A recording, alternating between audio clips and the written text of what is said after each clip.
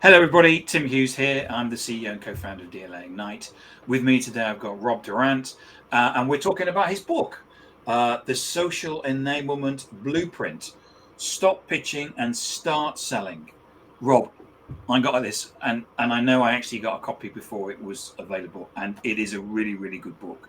You've spent a lot of time on this and invested a lot of effort, and I know you're very modest, but it is a very, very good book. It's the best book on sales I've read this year. I Okay. appreciate that. That And is I high highly praise. recommend people go out and get a copy. And we're going to dig into it in more detail. Before we do that, Rob, where can we find you? Well, first of all, thank you for that high praise, Tim. I appreciate it. People can find me on LinkedIn, of course. If you're going to write a book on social enablement, you should probably be social. And you can also find me and more information about the book at socialenablement.pro. Fantastic. And we can buy a copy of this on Amazon, can't we?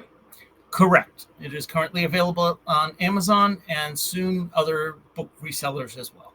Brilliant. So, Rob, what is social enablement? I'm so glad you asked, because I don't think many people have heard the term social enablement before this book came out. Social enablement is the strategic and practical leveraging of social media to drive more opportunity. And in particular for sales teams, drive more revenue. Social enablement is also the process for those who support sales, be that leadership, the enablement team, marketing, HR, to better enable sales to, again, leverage social media for driving opportunity. Because we've heard of like sales enablement and revenue enablement. I mean, what's the difference between social enablement? It's just like we're trying to putting words in front of enablement all the time. Well, there is some of that, but the idea for social enablement for me was when I was first introduced to the Ignite social selling and influence methodology. I saw that this was really something that not only could an individual embrace for their own benefit, but myself, with my background teaching, training, sales enablement, now revenue enablement, I saw tremendous opportunity for those in those types of roles to support others in their social efforts. So that's really what I wanted to focus on with this book. Yes, I wanted to introduce the Ignite methodology to those that weren't already familiar with it. But let's be honest, Tim, you've done a great job of making people aware of that. What I wanted to do was that plus one, add my take, which was here's how those of us who are teachers, trainers, helpers, enablement, to do just that. And in the process, I realized it's not just enablement that can help the sales team. Sales leaders have a significant role that they can play in this process. Marketing and sales can work well together like they haven't before when they work strategically through social. Not just, here's the post from marketing, can everyone go and reshare it?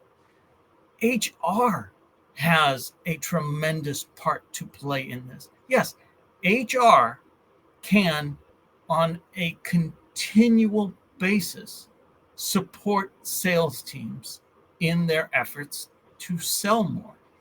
So that's what I was trying to bring to light with this. So when you talk about social enablement, you're talking about is this social selling, or what is it? Thank you for the opportunity to clarify. Um, I balk at the term social selling simply because when people hear social selling, I feel like that term has been bastardized. Too many people have been the victim of social selling. We're all familiar with the pitch slap. I Yeah. connect with you. and then I pitch to you immediately. And oh, I must be social selling. Or I post on social media all about me, as if you care about me.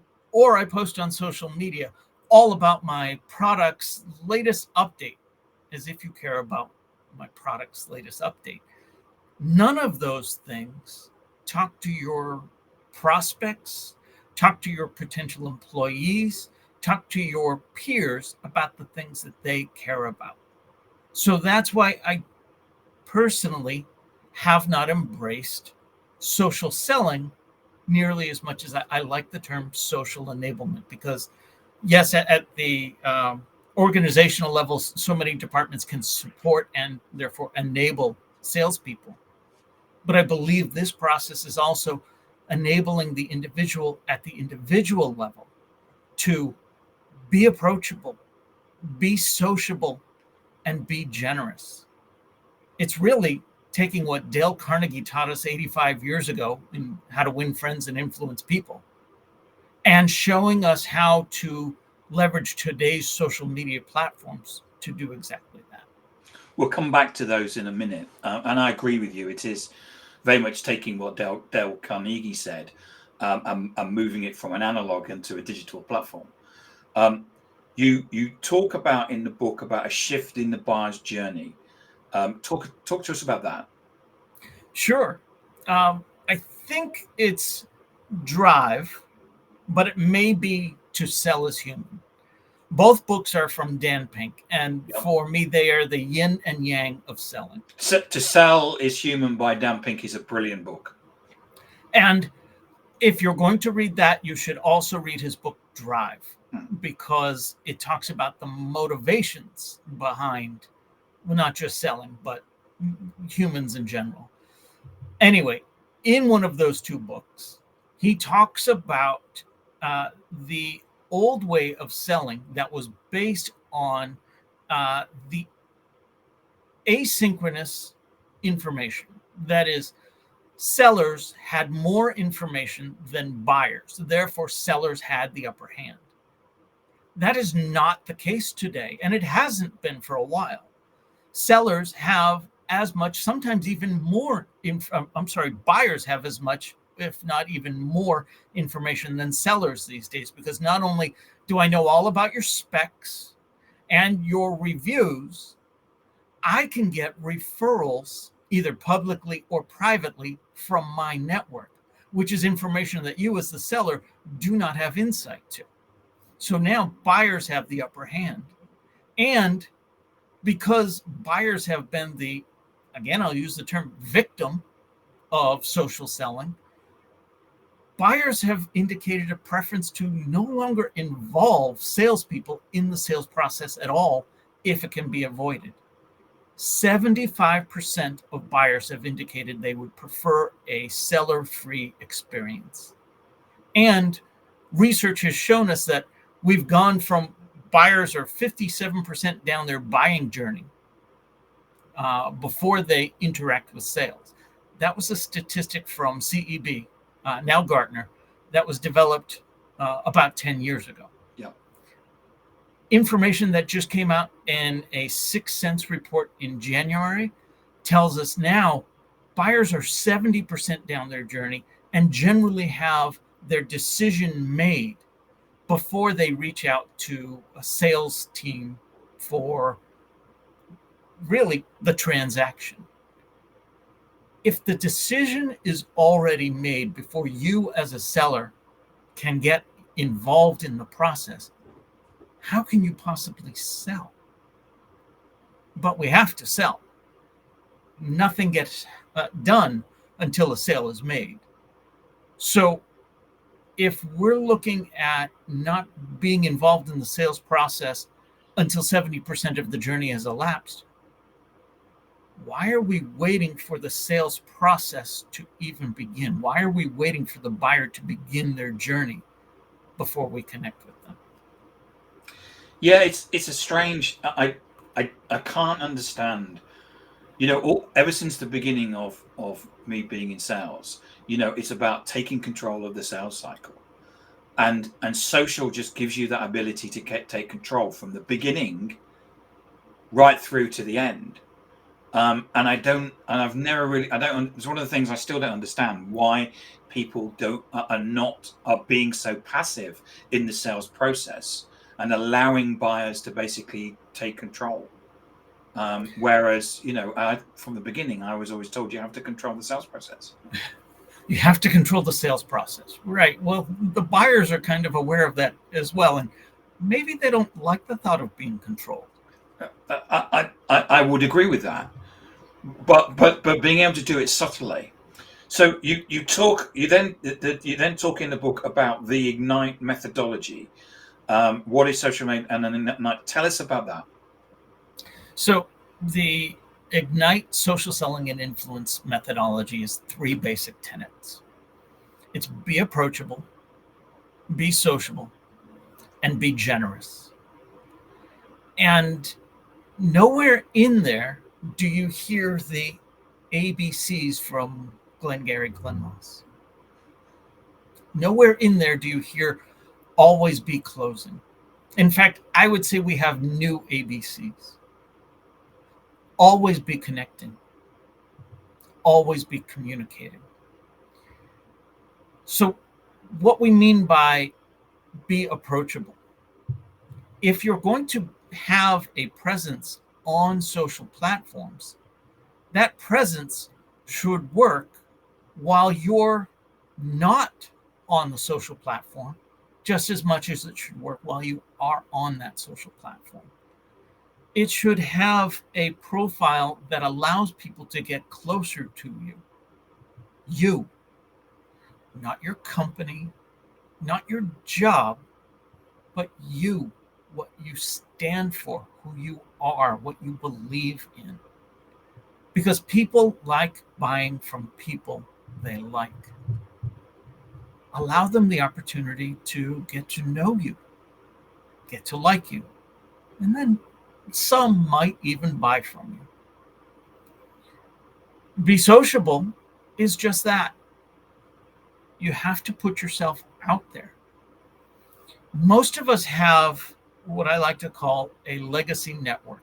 Our social networks are built up based on jobs that we've had and people we've connected with when we were in those jobs. And while that is great, that's your core network, it's highly unlikely that anyone that you're connected with from a previous job is going to buy what you're selling now that you're in a new job. It's possible, but it's not likely. And then the other elements of that network are your friends and family. And sure, you can sell to your friends and family as well, but for those of us in sales that need a constant pipeline of activity, you're very quickly going to run out of opportunity if you're relying on just your friends and family and just your legacy network. Rather than waiting for opportunity to come to you, go out there and seek opportunity. Intentionally connect with those that have similar interests, similar industries, similar roles, not with the intention of selling them anything. Sales may come through that, but with the intention of connecting with them. As you know, Tim, I'm an adjunct professor at Northeastern University. I teach marketing, intro to marketing. And I love telling my students the secret to success, as though anyone could know what the secret to success is. And you're going to tell it. You're going to tell it to us. I will share this secret right now, but don't tell everyone. Okay, it's us. It's our secret. Okay, just us. The secret to success is not just about what you know. Now, imagine telling a room full of college freshmen that have worked so hard to get to this prestigious university based on over a decade of what they know.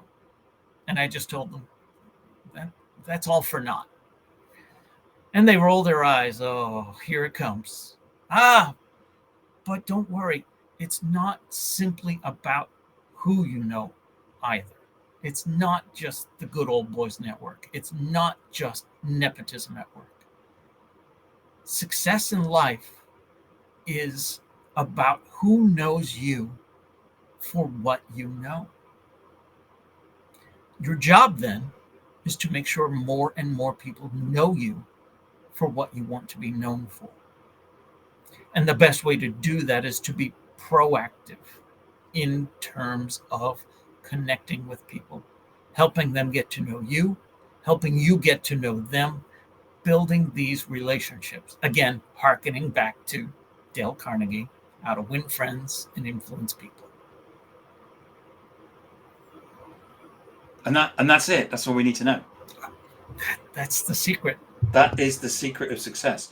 Now, in the book, I mean, you've talked a lot where I can see this social enablement would work well with salespeople. Social selling, it's about pipeline and deals and that. But you also talk in the book about social enablement is beyond sales. Absolutely. So explain to me what you mean by that. Is that employee advocacy where we just take brochures and throw them out of social media and hope that something will happen? No, quite frankly, no. Social enablement for HR, for example. One of the responsibilities of HR is recruiting. Another big responsibility is retention. Recruiting is done by getting the job description, posting it on a job board, and going through an elongated interview process. It's time consuming, it's costly, and it has a high level of failure, especially in a sales role, where 25% turnover is the acceptable norm. Imagine an organization that never had to post another open job. They didn't have to post that open job because people were clamoring to work for that organization. But at the same time, not many people were clamoring to leave. If I understand you and your organization, your culture, and the things that you believe in, the things that you support, the things that make it attractive for me as an individual to want to work there, HR has a job much easier than what they're currently doing vis-a-vis recruitment and retention. But I want to take it outside of the organization for a moment as well. Let's look at the other side of that coin. So many of us have worn the open to work badge, myself included. While I can't do anything about you never having to look for another job, things happen. If you are constantly working on being approachable, being sociable, and being generous, when those times in your life come about that you do need to reach out for some help, because you've been generous, because you've met so many people by being sociable, and because you've got an approachable profile, it becomes a lot easier to lean on your network to help you land that next opportunity. Again, success is about who knows you for what you know. And because you've been working on who knows you and the fact that they know you for what you know, it becomes a lot easier than to suddenly find yourself looking for work and saying, oh, gee, I better start building my network. The best time to plant an apple tree is 10 years ago. The second best time is today. If you find yourself in that situation today, yes, it would have been great if you've been working at this for a while, but that doesn't prohibit you from starting now. And I think it's a wherever you are in your career, having a network is so important. It always Absolutely. has been the case. And I've seen so many people that have been laid off and then they go, oh, I wish I'd done that, because it's always like priority number 4 and you never get to it. You have to make time for it. Exactly. Rob, thank you so much for coming on and talking about your new book. the Social Enablement Blueprint, Stop Pitching and Start Selling. So if I wanted to buy a copy of this, where could I find it? It is available on Amazon, and you can find a link to it at socialenablement.pro. And where can people find out about you? Easiest place to find me is on LinkedIn, Rob Durant. You can also find me at socialenablement.pro. Rob, thank you so much for coming on and talking about your new book. As I said, I loved it. I think it's a great book. It's the best sales book I've read this year. I mean, I was looking forward to reading it, and I wasn't disappointed. Tim, thank you so much for having me. And thank you so much for coming on today.